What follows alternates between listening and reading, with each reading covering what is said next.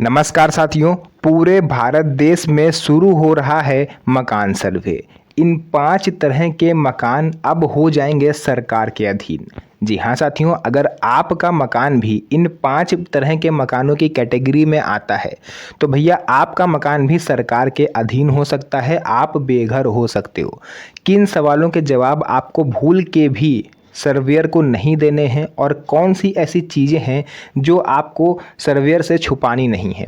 आज इन सभी चीज़ों को हम विस्तार से बताएंगे। वीडियो को अंत तक जरूर देखिएगा क्योंकि आज की जानकारी बहुत ही ज़्यादा महत्वपूर्ण है। तो चलिए वीडियो को स्टार्ट करते हैं। तो देखिए, वीडियो में आगे बढ़ें इससे पहले मेरी आप लोग से छोटी सी रिक्वेस्ट रहेगी कि अगर आप पुरुष हैं तो प्लीज़ इस वीडियो को अपने घर की महिलाओं के साथ शेयर जरूर करिएगा, उन्हें इस वीडियो को ज़रूर दिखाइएगा। एंड अगर आप एक महिला हैं तो इसे अपने साथी, जो भी सहेलियां हैं, आपकी दोस्त हैं, उनके साथ भी शेयर करिएगा क्योंकि ये वीडियो स्पेशली महिलाओं के लिए ही बन रहा है।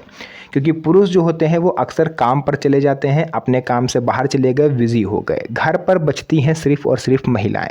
और जो सर्वेयर होंगे यानी जो मकान सर्वे करने आएंगे वो किसी भी टाइम आ सकते हैं। तो ज़रूरी नहीं है कि वो जिस टाइम घर पर आए आपके घर में आपके हस्बैंड हों, है ना, या आपके पिताजी हों, वो उस समय घर पर हों। हो सकता है कि उस सर्वेयर को आपको फेस करना पड़े, आपके घर की महिलाओं को फेस करना पड़े। तो होता क्या है कि हड़बड़बाजी में, जल्दीबाजी में या घबराहट में महिलाओं से गलत जानकारी चली जाती है। वो पूछता कुछ और है और यहाँ से जवाब कुछ और जाता है, और वही जानकारी वो लोग सेव कर देंगे और भविष्य में आगे चल के उसी एक गलती की सज़ा आपको मिल सकती है आपके मकान के अधिग्रहण के रूप में। तो आइए जानते हैं कि कौन कौन सी चीज़ों को आपको बिल्कुल भी नहीं बताना है और कौन सी चीज़ें ऐसी हैं जो वो पूछें या ना पूछें आपको ज़रूर बताना है। लेकिन उससे भी पहले हम ये जान लेंगे, क्योंकि अभी भी आधी आबादी को ये पता ही नहीं है कि मकान सर्वे सरकार क्यों करवा रही है। लोग ये सोच रहे हैं कि सरकार सर्वे इसलिए करवा रही है कि हमारे पास 3 मकान हैं, हमसे 2 मकान ले लेगी सरकार, हमारे पास एक ही मकान रहेगा। आप लोग सोच के देखो, कई सारे ऐसे मेरे साथी क्रिएटर हैं जो यूट्यूब पर इस तरह की वीडियोस बना रहे हैं, लोगों के अंदर भ्रम फैला रहे हैं, डर फैला रहे हैं। अभी मैंने कल एक वीडियो देखी थी, उसमें कोई व्यक्ति था, वो ये कह रहा था कि अगर आपके पास 7 मकान हैं तो 6 मकान आपसे सरकार ले लेगी। जिसके पास एक भी मकान नहीं है उन्हीं 6 मकानों में से एक मकान उसको मिल जाएगा। मतलब भंडारा चल रहा है क्या मकानों का, आप लोग खुद सोच के देखो। जिसकी मेहनत की कमाई से उसके 3 मकान हो चाहे 4 मकान हो, वो उसकी मेहनत की कमाई है, कोई हराम में या खैरात में उसको नहीं मिला है ना।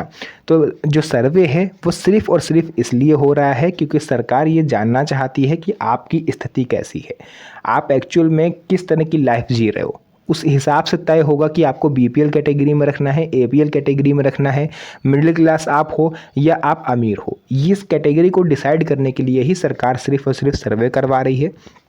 इस मकान सर्वे में आपसे मकान से रिलेटेड चीज़ें पूछी जाएंगी, जैसे आपके मकान की छत कैसी है, पक्की है या कच्ची है, आपके फर्श कैसी है, टाइल्स लगे हैं, पत्थर लगे हैं या सीमेंटेड फर्श है, घर में पानी कैसा है, समरसेबुल से आता है या आप कहीं दूर से भर के लाते हो, पानी साफ़ आता है या गंदा आता है, घर में शौचालय की व्यवस्था कैसी है, घर में कितने शौचालय हैं, घर में कितने कमरे बने हुए हैं। मतलब हर एक चीज़ मकान से संबंधित पूछी जाएगी और इसमें कोई भी चीज़ आप छुपा नहीं सकते हो, क्योंकि बहुत सारे लोग अपने आप को गरीब दिखाने के लिए चीज़ें छुपाते हैं। अब सोच के देखो, आपका मकान है, ठीक है, आपका मान लीजिए 2000 स्क्वायर फीट में मकान बना हुआ है ना, 2000 स्क्वायर फीट, पड़ोस में मकान है, इधर पड़ोस में मकान है, सामने सर्वेयर खड़ा है। अब वो आगे से देख रहा है, आगे से आपका मकान छोटा लग रहा है, तो बहुत सारे लोग पता है क्या कहते हैं कि सर हमारा जो मकान है सिर्फ और सिर्फ 500 स्क्वायर फीट का है, हम बहुत गरीब हैं, घर में 2 ही कमरे हैं, उसमें 10 लोग रहते हैं, घर में टंकी नहीं है पानी की, पानी हम बाहर से लाते हैं, पानी दूसरे से लेते हैं। तो ये सब चीज़ें बताते हैं। तो आप ये सोच लीजिए, अगर ये चीज़ें आप बताते हो तो जो सर्वे करने टीम आएगी उनके पास ड्रोन भी होगा, ऑन द स्पॉट ड्रोन उड़ाएंगे, ऊपर जाएगा, सब पता चल जाएगा कि आपकी जो छत है, जो मकान है, वो कहाँ से शुरू हुआ है, पीछे कहाँ पर ख़त्म हुआ है, कितना क्षेत्रफल में है, घर में कितनी टंकी रखी हुई है, घर की छत कैसी है, सब कुछ वहाँ से पता चल जाएगा। तो ये चीज़ें आप जानबूझ के गलत मत बताइएगा क्योंकि इससे आप फंस सकते हो। गलत जानकारी बिल्कुल भी नहीं देनी। उसके अलावा अब बात करते हैं, क्या सच में आपका मकान सरकार ले लेगी? क्योंकि बहुत सारे लोगों के मन में तो ये भ्रम है कि भाई हमारा मकान सरकार ले लेगी।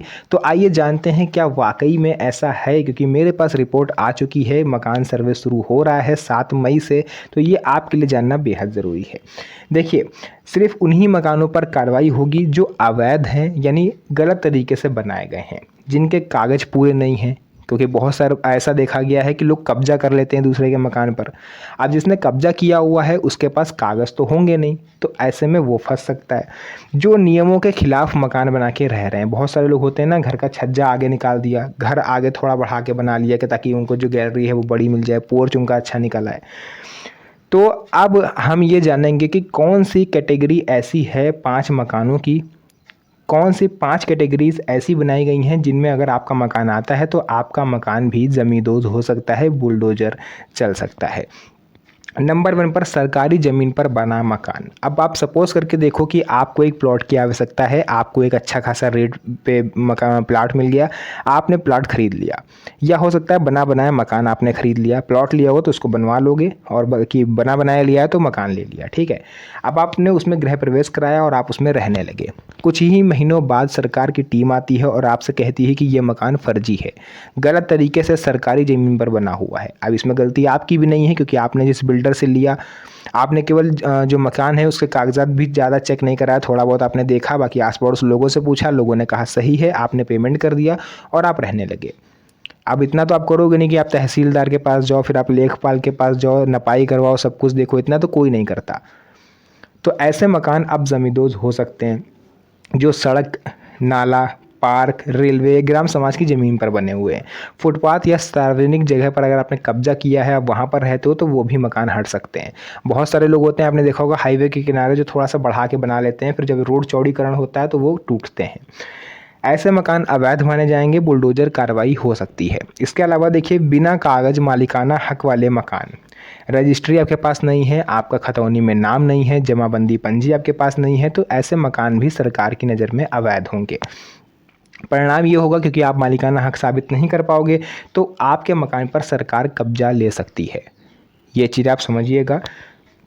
इसके अलावा झुग्गी झोपड़ी या अस्थायी बस्ती, बिना अनुमति बनी बस्तियां, सरकारी ज़मीन पर बनी झुग्गी झोपड़ियाँ, कई बार आपने देखा होगा सरकार की ज़मीनें खाली होती हैं, उस पर लोग झोपड़ी बना के रहने लगते हैं। फिर उन्हें कोई हटाने आता है तो वो लोग बहस करते हैं कि हम यहाँ 10 सालों से रह रहे हैं, हम 15 सालों से रह रहे हैं, अब हम यहाँ से नहीं हटेंगे। तो ऐसे लोगों को भी ये चीज़ खाली करनी पड़ सकती है। कुछ मामलों में सरकार दया दिखाती है और ऐसे लोगों को पुनर्वास देती है, यानी आप सरकार अपनी ज़मीन से जिन झुग्गी झोपड़ी वालों को हटाती है उनको कहीं पर शिफ्ट कर देती है। प्रधानमंत्री आवास योजना के तहत उनको मकान दे दिया गया, कहीं ना कहीं उनको शिफ्ट कर देती है, उनको बेसहारा नहीं छोड़ती कई केसेस में। बाकी अगर आपका मकान जर्जर है, ख़राब हालत में है और किसी भी समय गिर सकता है, ऐसा मकान है और उसमें आप रह रहे हो, बार बार पड़ोसियों के द्वारा शिकायत करी गई है, लेकिन आप उस मकान को खाली नहीं कर रहे हो, ना ही आप उसे तोड़ के नया बनवा रहे हो, तो ऐसे में आप अपनी जान के साथ साथ पड़ोसियों की जान को जो भी जोखिम में डाल रहे हैं, क्योंकि वो मकान किसी भी समय गिर सकता है, जिससे आपको तो चोट लगेगी ही लगेगी, साथ में पड़ोसी भी घायल हो सकता है। तो ऐसे मकान को सरकार तुड़वा देगी, फिर आपको नए सिरे से उसे बनाना होगा, है ना। बिना नक्शा पास कराए गए मकान, जिन लोगों ने खुद से नक्शा बना के खुद मकान बना लिए हैं और रहने लगे हैं, उन लोगों को दिक्कत हो सकती है। अब ये मत समझिएगा कि नक्शा सभी को पास कराना होता है। अगर आपका मेन रोड पर मकान है तो फिर आपको नक्शा पास कराना होता है। अगर आप कहीं बस्ती में या किसी कॉलोनी में आपने मकान बनवाया है खुद से नक्शा बना करके, तो वो आपका वैध है, उसमें कोई ज़रूरी नहीं है कि आप नक्शा पास करवाओ, है ना। But most of the cases नक्शा पास कराने लेने वालों को आगे किसी तरह की समस्या का सामना नहीं करना पड़ता। इसके अलावा सार्वजनिक परियोजनाओं में आने वाले मकान, सड़क चौड़ीकरण हो गया, या कभी वहाँ से मेट्रो निकलना है, फ्लाईओवर निकलना है, लेकिन आपने लैंड यूज़ चेक नहीं किया और प्लॉट ले लिया, तो आप फंस सकते हो। इसमें ना तो आपको मुआवजा मिलेगा और ना ही आपको किसी तरह का कंपनसेशन, यानी कि आपको कोई रिलीफ दी जाएगी सरकार की तरफ से। अगर ऐसी ज़मीन पर आपने मकान बना के आप रहने लगे हो और आपके पास सिर्फ रजिस्ट्री है लेकिन खतौनी में नाम नहीं है, म्यूटेशन आपने नहीं करवाया, तो ऐसा मकान जब सरकार तोड़ेगी तो उसका मुआवजा भी आपको नहीं मिलेगा। मुआवजा उसी को मिलेगा जिसका खतौनी में नाम चढ़ा हुआ है ना। बहुत सारे लोग जो एससी की ज़मीन ले लेते हैं ना जनरल कैटेगरी में आने के बावजूद, क्योंकि फिर उसका दाखिल खारिज तो हो नहीं पाता, ऐसे लोगों को आगे समस्या होती है। सर्वे कैसे किया जाएगा? अधिकारी घर घर विजिट करेंगे, मकान की जांच करेंगे, डेटा को कलेक्ट किया जाएगा और सब कुछ डिजिटल फॉर्म में सेव होगा। आपके घर की हर जानकारी सिस्टम में सेव होगी। आइए बात करते हैं ऐसे महत्वपूर्ण दस्तावेज़ों की। इन 5 दस्तावेज़ों को आपको हमेशा अपने घर पर सुरक्षित रखना है। जब भी सर्वेयर आएगा तो आपको इन 5 दस्तावेज़ों को उसे दिखाना है। नंबर 1 पर रजिस्ट्री के पेपर, घर की रजिस्ट्री के पेपर, खतियान यानी खतौनी अगर आपके पास है, जमाबंदी कुछ भी है, नक्शा पास अगर आपने करवाया हुआ है, मैप अप्रूवल तो वो भी आप दिखा सकते हो, प्रॉपर्टी टैक्स रसीद यानी हाउस टैक्स वगैरह अगर आप फिल करते हो तो वो भी आप दिखा सकते हो। ये 4 दस्तावेज आपको हर हालत में अपने पास रखने हैं, क्योंकि अगर ये आपके पास नहीं हुए और सर्वेयर ने आपसे मांगे तो फिर वो ये समझ जाएगा कि भैया इसका मतलब आपके पास दस्तावेज है नहीं, आप मालिकाना हक साबित नहीं कर पा रहे हो, फिर वो आपको ग्रे लिस्ट में डाल देगा। ग्रे लिस्ट मतलब ये होगा कि किसी भी समय आप पर कार्रवाई हो सकती है, क्योंकि आप अपना मालिकाना हक साबित नहीं कर पाए। तो ये चीज़ आपको ध्यान रखनी है। बाकी सभी कागजात अपडेट रखें, ज़मीन का म्यूटेशन ज़रूर करवाएं यानी दाखिल खारिज ज़रूर करवाएं, नक्शा पास कराना अनिवार्य है, गलत जानकारी सर्वेयर को बिल्कुल भी ना दें। तो जो भी चीज़ें थी मैंने आपको पूरा विस्तार से समझाने का प्रयास करा। अगर कोई भी ऐसी चीज़ है जो मैंने आपसे कहा लेकिन इस वीडियो में मैं आपको बता नहीं पाया तो आप लोग कमेंट सेक्शन में ज़रूर लिखिएगा। हो सकता है कि बहुत सारे टॉपिक हों तो मैं किसी टॉपिक को भूल गया हूँ, मैं उसको नेक्स्ट वीडियो में कवर कर दूँगा और पूरी जानकारी आपको बता दूँगा। तो आज के लिए बस इतना ही। फिर से मुलाकात होगी आप सभी से एक और नई मज़ेदार वीडियो में। तब तक के लिए धन्यवाद। जय हिंद।